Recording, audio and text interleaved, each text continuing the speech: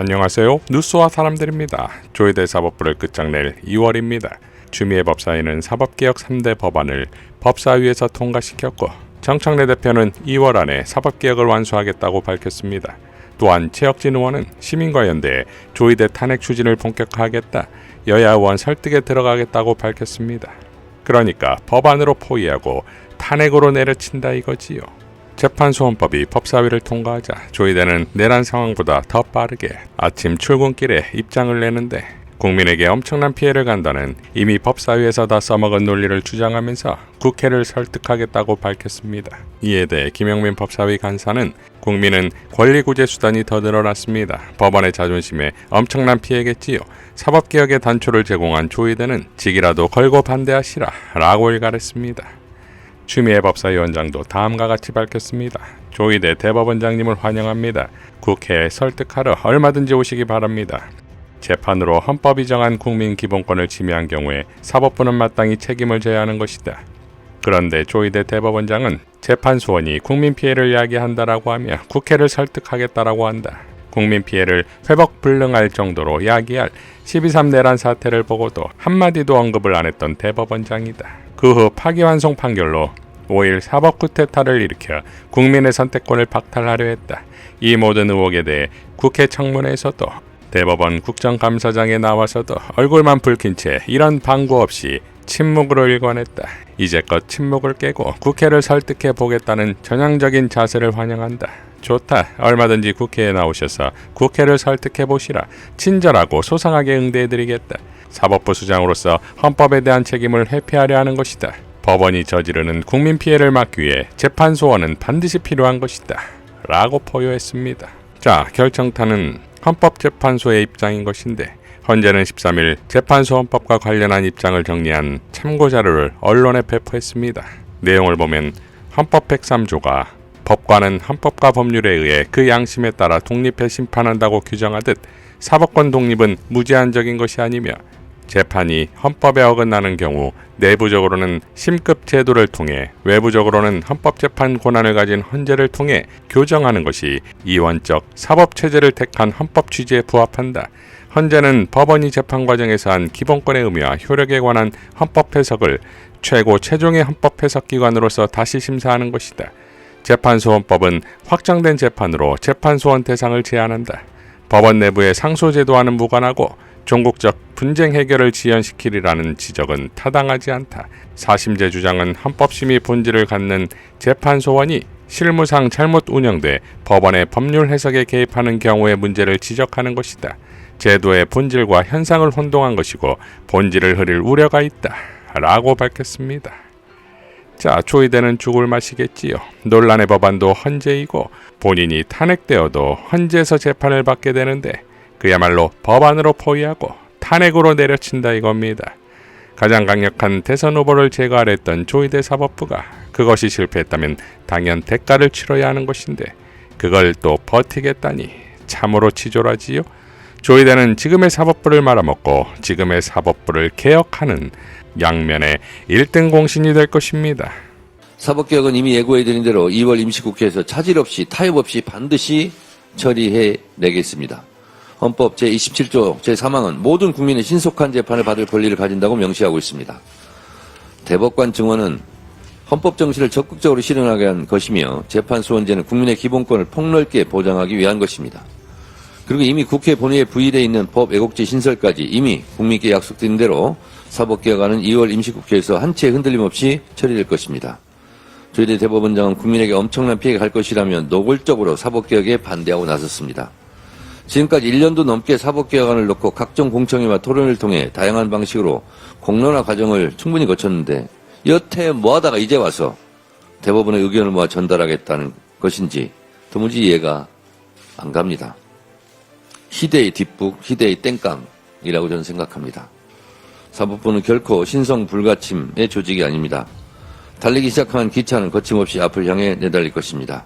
더불어민주당은 국민의 명령을 받들어 차분하고 질서 있게 사법개혁의 절차를 밟아 나가겠습니다. 국민 여러분, 2월 임시국회에서 반드시 처리하겠습니다. 배현진이 결국 당원권 1년 정지를 받았는데 이번 지방선거 공천권을 박탈당한 것이고 달리 말하면 장동혁이 공천권을 행사하겠다는 것이겠지요. 즉 한동훈의 지분을 모두 뺏겠다는 거 아니겠습니까? 그런데 배현진의 중징계 사유가 빵 터지는 건 배현진은 정치적으로 단두대에 세워서 마음에 맞지 않거나 껄끄러운 시당위원장을 징계할 수는 있으나 민심을 징계할 수 없다고 강조했는데 정작 중징계 사유는 한동훈 제명에 반대하는 성명 주도가 아니라 본인의 패북 논란 때문이었습니다. 지난 1월 배현진은 자신의 SNS에 이해웅 관련 패북글을 쓰자 한 누리꾼이 너는 가만히 있어라라고 댓글을 답니다. 이에 배현진은 그에 대한 답변으로 반말 큰소리한다. 자식 사진 걸어놓고 악플질이라며 누리꾼 아이의 사진을 아무런 처리 없이 올려버립니다. 이어 문제가 커짐에도 배현진은 이를 내리지 않고 버티다가 결국 내리는데 이 사안이 중징계 사유가 됐다 이겁니다. 그러니까 민심을 징계할 수 없다가 아니라 민심이 징계했다가 되는 거지요. 이재명 대통령은 13일 다음과 같이 밝혔습니다. 오늘 해병대 연평부대를 방문해 해병대 준사군 체제 승격을 축하하고 전방에서 고생하는 해병들 위문하러 가기로 했는데 기상악화로 헬기가 뜰 수 없어 못 갔습니다. 저는 못 가도 지키는 간 모양입니다. 자랑스러운 대한민국 장병 여러분 건강하시고 새해 복 많이 받으시기 바랍니다.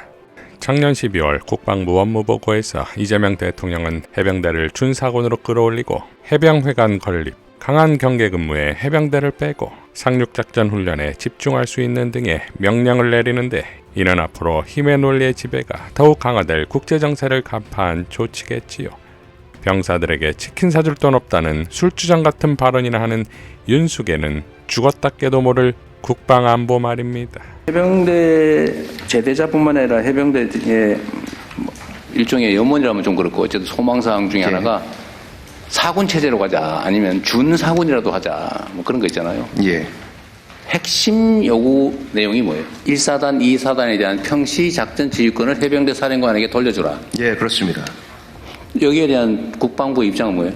그런 무기 체계와 여러 가지 전력 구조를 갖춰진 연후에 그때 넘겨주겠다. 작전권을 넘겨주겠다. 지금은 이게 맞다. 지금은 좀 이르다. 예, 그래서 군구조 개편한 연후에 그건 고려해 볼 수 있다. 네, 그게 그것도 현재 해병대에서 원하는 또 내용입니다. 그건 좀 논의해봐야 될 것 같고. 그 압박하지 마세요. 쓱 압박을 하시는 것 같아요. 예. 이게 지금 말씀을 들어보면 자, 이 사단은 자체 작전을 독립해서 할 만큼 충분한 체계나 예. 무기 체계를 갖추지 못했다. 그렇습니다. 그게 내가 어디서 많이 듣던 얘기 같은데 한국군은 자체 지휘 방위 역량이 떨어지니까 전시작전권은 우리가 계속 가지고 있어야 되겠다는 얘기하고 비슷해 보여요. 선생님 그렇지 않습니다. 우리 군이 어떤 측면보다는 또 전체적으로 보면은 미군보다 더 강한 그렇죠. 정신력과 네. 그런 체제로 되어 있기 때문에 세계에서 저는 최강군으로 생각하고 있습니다. 그런데 말은 이유는 그거잖아요. 검증을 하고 넘겨주겠다. 일부 사람들의 시각이고요. 전체로 봐서는 그렇지 않습니다. 그래서 이 사단의 작전 지휘권 문제도 해병대 사령관이 있는데 해병대에 소속된 사단을 해병대 사령관이 지휘하지 않고 육군이 지휘한다. 이 좀 이상한 것 같아요. 만약에 거기에 예를 들면 조직적 역량이 부족하다면 모르겠는데 군 장비나 무기 체계 부족이라면 그걸 빨리 채워줄 생각을 해야지. 그 이후로 작전 지휘권을 안 넘겨주고 계속 유보하겠다는 건 좀 아닌 것 같은데. 그 이제 후속적인 작업이 좀 여러 가지 네. 병력 구조, 전력 구조 여러 가지 이런 것들이 그러면 이렇게 수반돼야 되기 때문에 좀 이렇게 하시죠. 예. 이게 이제 닭이 먼저냐 알이 먼저냐 할 수 있는데 넘겨주는 걸 기본으로 하고 예. 최대한 신속하게 부족한 걸 채워준다.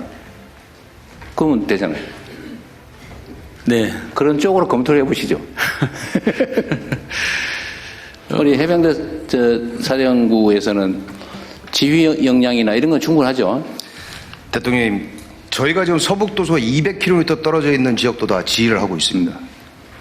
지휘 역량은 충분하다. 예, 그렇습니다. 무기 일부만 장비가 좀, 부족하면 채워줘라. 그리고 일부 무기 체계도 지금은 합동성이 강화된 작전입니다. 그렇기 때문에 그런 분야들은 장관님께서 적극적으로 잘 못해주십니다. 평소에 우리 해병대 사령관님이 장관님한테 얘기한 건 좀 다르죠?